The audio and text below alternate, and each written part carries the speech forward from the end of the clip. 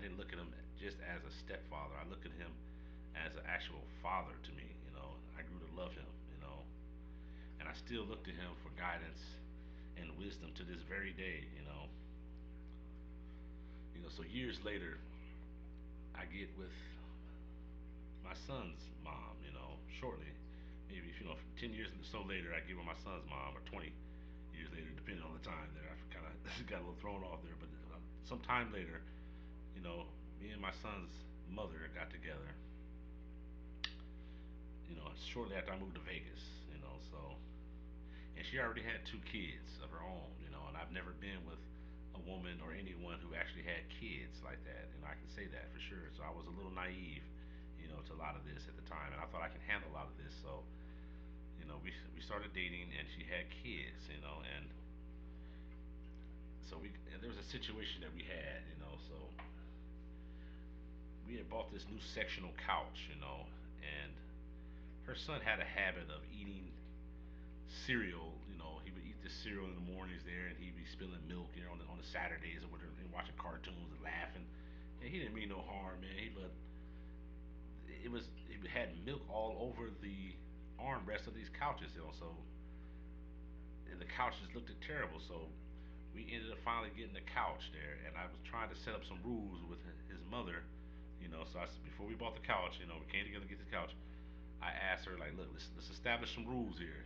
So I told her there's no eating at the couch. We have a perfectly beautiful, dining room table that you can eat, everything you need to right there. And you can still watch TV from here. It's a little further away, but you can still watch the TV from here and eat right here. You don't have to be at the couch. Because I remember back in the day, we weren't able to eat at the couch like that. You couldn't eat anything at the couch. You had to eat at the table. So maybe a week or so later, on my day off, I came downstairs and I see, her son sitting like he always does, at the couch, and he had his cereal there right on the armrest, and he was eating his cereal. And I come down, on this brand new couch. I'm like, and I looked at him like, wow.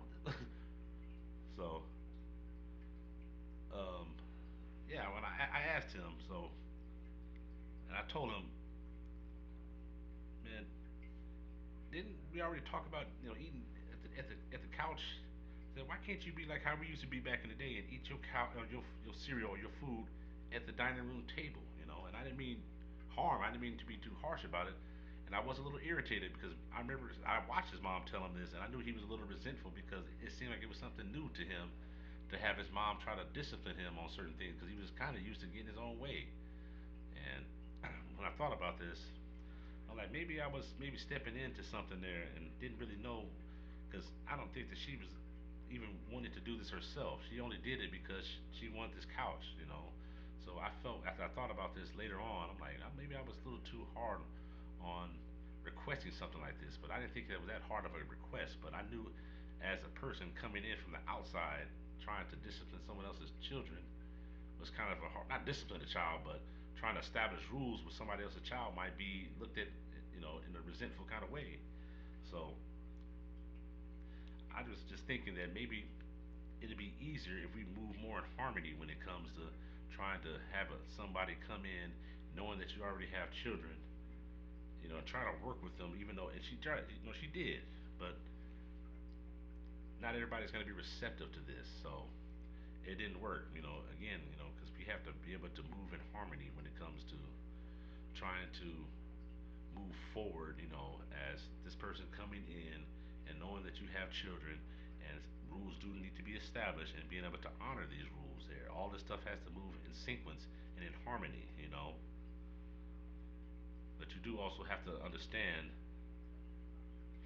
that you're not the father, and you have to really realize that and come into reality with that as a step parent coming in, is that you are not the father, okay?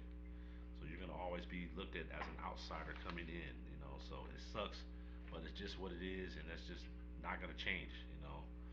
So you have to be prepared to deal with this when you're someone new coming into a person or dealing with someone that has children like this, because you're always kind of going to be the outsider coming in. So you have to move accordingly, and on the other end, that person person has to honor you, and not just honor you when you're there, but honor you when you're in the dark, like when you're not around.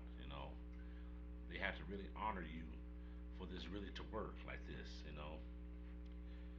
But again, being a stepfather or being a step parent isn't for everyone, because you have to really take a step back and realize that you're filling in where someone else left off. And the children know that you're not the parent, and you know you're not the parent.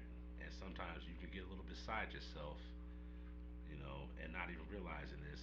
And no matter what you say, you're going to handle a stepchild, a person that's not your blood, a little differently. And it's hard to balance this. And at some point, you're going to grow to love them, but they know and you know that you're not the actual biological father. So you have to be able to handle this situation with compassion and understanding. And you also have to realize that every move you make, every word you speak, the children are going to be listening to you. So it's really hard to really